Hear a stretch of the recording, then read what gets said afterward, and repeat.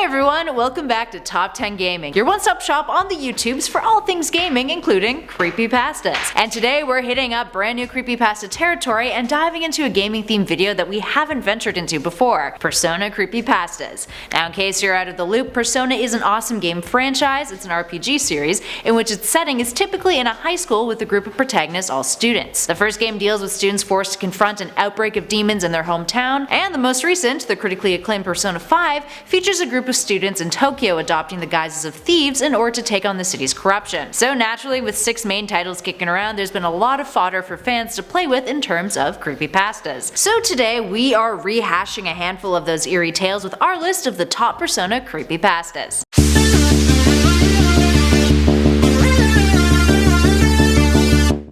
Let's start off with this one, Your Fate is in the Cards. This creepypasta begins with a gamer on his 16th birthday buying Persona 3 for his PS2. Not really the social type, one of his favorite things to do was to buy video games from GameStop and lock himself in his room and dive into a new adventure. And Persona 3 seemed exactly like the kind of game that he'd love to play. Returning home, he tried out some of the other games he had bought that day, but by the time the evening rolled around, he popped in the disc for Persona 3. The game started with the anime intro and some gameplay. He selected a new game, but before he could get started, he had to watch a cutscene. In it, his character was taking a train somewhere, and at the same time, a girl pointed a gun to her head and dropped it. After that, he got to go into his dorm room, name his character, and then went to his character's bed. That's when this happened.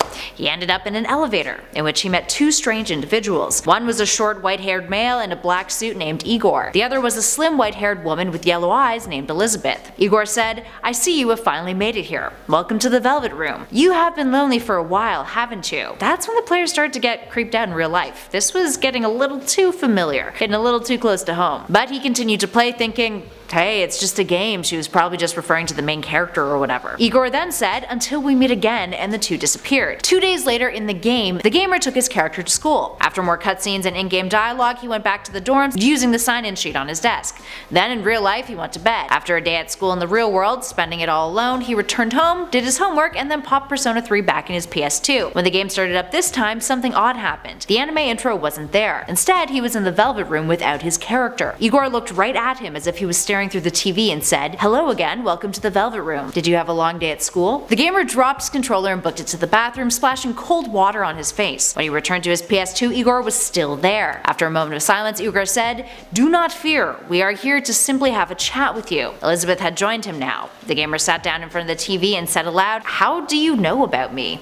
Igor pulled out 4 blue cards and said, "The cards told me. They contain everything there is to know about you." Elizabeth chimed in with, "We know everything about you. We know that you spend your time alone, thinking that everyone ignores you, when in truth it is you who ignores them." Upset now, the gamer told them to shut up. They shouted back at him, "Do not lie." The gamer asked, "Why are you telling me all this?" Igor responded, "In time you shall truly know. It is not up to us to tell you why or what you should do. Now we must be on our way. Enjoy your game." Then the anime intro reappeared. The gamer turned off his PS2, and he hasn't touched Persona 3 since. Up next, Crossover. This creepypasta comes from Amino user Trickster, and actually has a part 2, but for the sake of this video we'll only be reiterating the first part. So definitely give it a Google. It's called Persona 5 and Creepypasta Crossover. It jumps right in. It tells the tale of multiple characters exhibiting strange behavior. For example, Toby. He started to lock himself in his room. He was quieter, and his tics had gotten worse. Everyone could hear him crying, and when they did see him outside of his room, he would clutch his head randomly. Then Clockwork and Jeff started to act strangely too. The 2 of them went around apologizing to people, quietly muttering apologies to themselves even. Toby ran off at one point and could be heard saying sorry to his dad, with the group assuming he was out looking for his mom. There was one thing that connected all of them together though. They each had gotten this calling card sent to them,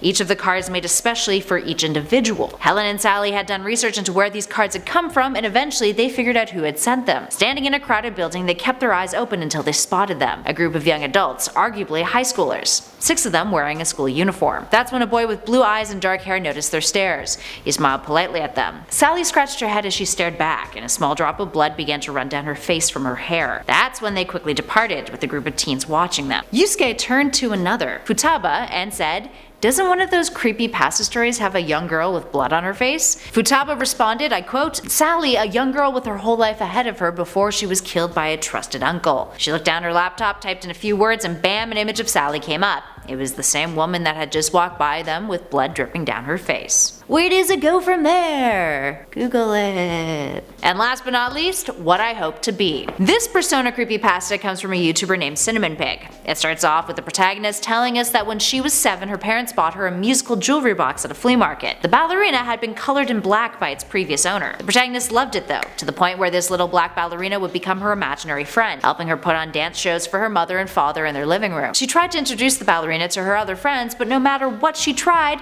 her ballerina friend just wouldn't get along with them. She didn't think much of it at the time. One day when she was heading to school, her ballerina friend refused to follow her. Instead, she ran into the wilderness. Later that day, our protagonist came home from school to find her imaginary ballerina friend sitting on her bed, looking pale with dark circles around her eyes. She turned to her and smiled, with a beautiful gold necklace in her hands. She put it on our protagonist, who then in return gave her a gift, a masquerade mask from her family's trip to some stage show. It covered the ballerina's eyes and the purple veins that had begun to appear. The next morning, our protagonist awoke to find her ballerina friend putting a matching mask on the ballerina inside the music box. When they went downstairs for breakfast, our protagonist was shocked to discover that on TV there was a murder nearby her school, so school would be cancelled that day. Excited to have the day off, she didn't think anything of the crime, and after breakfast, her ballerina friend whispered to her, "Stay here, be good, I'll be back," and left the house. Our protagonist waited in her room for 3 hours for her friend to return and eventually fell asleep. Later, she was awakened by banging on her window. She sat up and looked outside. To her dismay, she could see the ballerina there, covered head to toe in blood and mud. She let her in. The ballerina disappeared in the bathroom and cleaned up.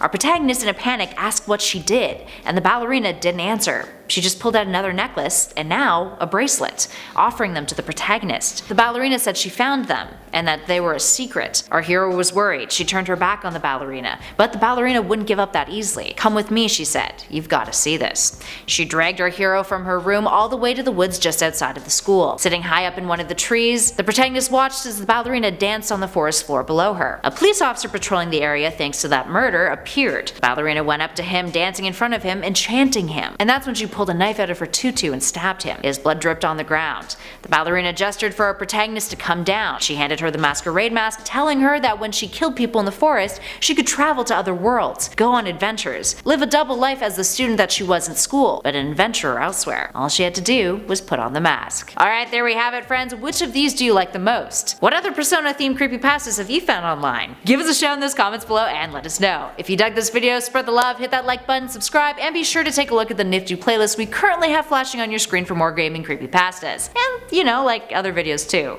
We do lists as well, and other stuff. Yay! Thanks for watching, I'll catch you on the next video.